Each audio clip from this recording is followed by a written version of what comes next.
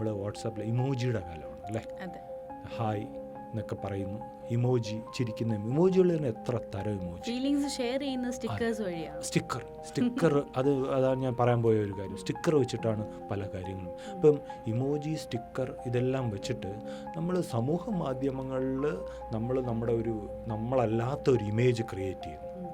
അപ്പോൾ നമ്മുടെ ഇമേജ്, നമ്മളുണ്ടാക്കുന്ന നമ്മുടെ ഇമേജ് മറ്റുള്ള ഒരാൾ നമ്മളോട് ഇടപെടുമ്പോൾ ആർട്ടിഫിഷ്യലാണ്. ബിക്കോസ് അതെല്ലാം വരുന്ന ഇമോജിയിലൂടെയും സ്റ്റിക്കറിൽ കൂടെയൊക്കെയാണ് അല്ലേ.